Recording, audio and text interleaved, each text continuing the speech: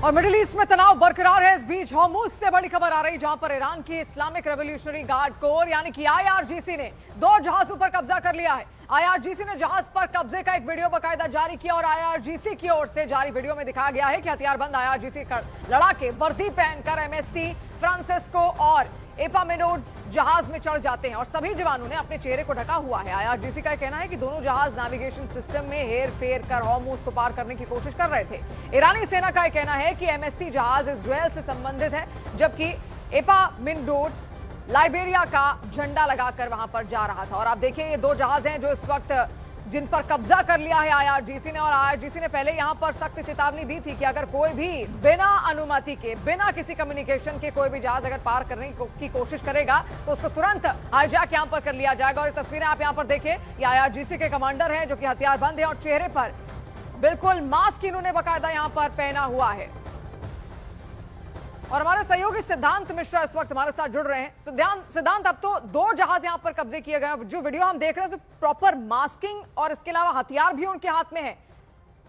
जी बिल्कुल, देखिए blockade versus blockade की जो सिचुएशन है वो अभी भी बनी हुई है। हॉर्मुज पे ब्लॉकेड ईरान का है, हॉर्मुज के बाहर जो गल्फ ऑफ ओमान है और पर्शियन गल्फ पे वहां पे यूनाइटेड स्टेट्स का ब्लॉकेड है। यूएस ने तकरीबन 2 जहाज ईरान के इंटरसेप्ट किए हैं। जवाबी कार्यवाही में ईरान ने भी 2 जहाजों को इंटरसेप्ट किया है, उनको एक तरीके से अपनी कस्टडी में ले लिया है। बताया जा रहा है इनमें से एक जहाज जो था वो इंडिया बाउंड था, जो कि लाइबेरिया फ्लैग वेसल है, जो कि गुजरात के मुंद्रा पोर्ट आ रहा था। बट ईरान का ये दावा है और ईरान ये आरोप लगा रहा है कि ये 2 जहाज जो हैं ये स्ट्रेट ऑफ हॉर्मुज से गुजर रहे थे बिना अनुमति के, जो कि एक फॉर्मल तरीका अब एक तरीके से बन चुका है कि आपको ईरान से अनुमति लेना होगा जहाज को निकालने के लिए हॉर्मुज से। तो जो एक प्रोसेस है उसको इन्होंने नहीं फॉलो किया, इसकी वजह से इन पे कार्यवाही की गई है। लेकिन अब सवाल ये उठता है कि जहां एक और ये कहा जा रहा था कि हॉर्मुज खुल चुका है, परिस्थिति अब फिर से पुरानी जैसे परिस्थिति थी हॉर्मुज में उस तरह की हो चुकी है, वैसा कुछ अभी तक हुआ नहीं है। अभी भी लगातार जहाजों पे कब्जा करने की कोशिश जारी है। सिद्धांत, इसके अलावा ये भी आप समझाइए, जिनके जहाज थे क्या उनकी ओर से कोई भी रिएक्शन अब तक यहाँ पर सामने आ पाई या फिर अभी कब्जा मुक्त किया गया है इस जहाज को, क्योंकि अब तो अनुमति दे दी गई होगी? नहीं जी बिल्कुल, देखिए अभी तो इन्होंने फुटेज रिलीज की, एक तरीके से ईरान ये मैसेज भी दे रहा है कि स्ट्रेट ऑफ हॉर्मुज हम कंट्रोल करते हैं। अगर आप कहीं भी किसी और के प्रभाव में आके प्रयास करेंगे कि आप बिना हमारी अनुमति के जहाज निकाल लेंगे, अगर अमेरिका आपसे बोले कि आप जहाज निकालिए या कोई और देश आपसे बोले, तो आप ऐसा कतई मत करिए, क्योंकि अगर आपने किया तो हम आपके जहाज पे कार्यवाही करेंगे। तो संदेश देने के यहाँ पे प्रयास किया गया है ईरान के द्वारा। जहाज को निकाल दिया जाएगा, ऐसा नहीं कि जहाज को ईरान रखेगा, लेकिन ये बहुत तरीके से बेशक एक मैसेज देने की कोशिश यहाँ पर है। जिस तरीके से अमेरिका लगातार कह रहा था कि अब हमारा नियंत्रण है और अब कोई भी जहाज ऐसा नहीं होगा जिसको ईरान छू तक पाए, और ऐसे में देखिए ये सीधा संदेश यहाँ पर एक तरीके से ईरान की ओर से देने की कोशिश है।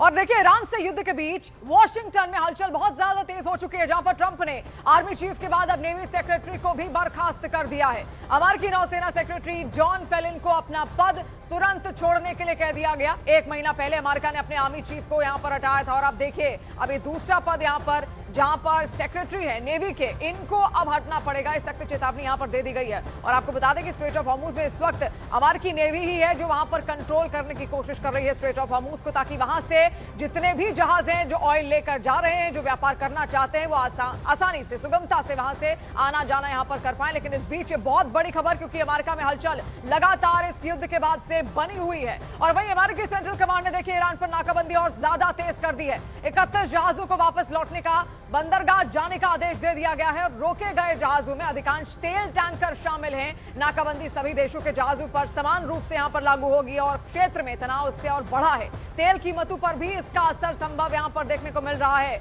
अमेरिकी सेंट्रल कमांड ने ईरान पर नाकेबंदी तेज की और देखिए इसकी वजह से लगातार जो हलचलें यहां पर थी, क्योंकि सॉल्यूशन तो तभी निकलेगा जब बातचीत यहां पर हो, और बातचीत के लिए दोनों ही अभी तैयार नहीं है। तो आखिर कब तक इस तरीके के हालात स्ट्रेट ऑफ हॉर्मुज पर बने रहेंगे? अब देखिए, ईरान के खिलाफ अमेरिका और इजरायल की जंग के बीच सीज फायर से जुड़ी एक बड़ी खबर भी आपको बता दें, जहां पर अमेरिकी राष्ट्रपति डोनाल्ड ट्रंप ने ईरान को सख्त अल्टीमेटम दिया। ट्रंप ने साफ कहा है कि ईरान के पास सिर्फ 3 से 5 दिन का वक्त है। इस दौरान ईरान को अपने अंदरूनी मतभेद खत्म कर एकजुट प्रस्ताव लाना होगा। अगर ऐसा नहीं हुआ तो मंगलवार को बढ़ाया गया सीजफायर खत्म हो जाएगा। अमेरिकी अधिकारियों के मुताबिक ये मोहलत खुली नहीं है। देखिए, लगातार अब ये कहा जा रहा है कि ईरान के अंदर भी IRGC का कंट्रोल और वर्चस्व बहुत ज्यादा बढ़ गया है और जो ऐसे नेता हैं जो चाहते हैं युद्ध जल्द खत्म हो, पीछे हटते हुए नजर आ रहे हैं।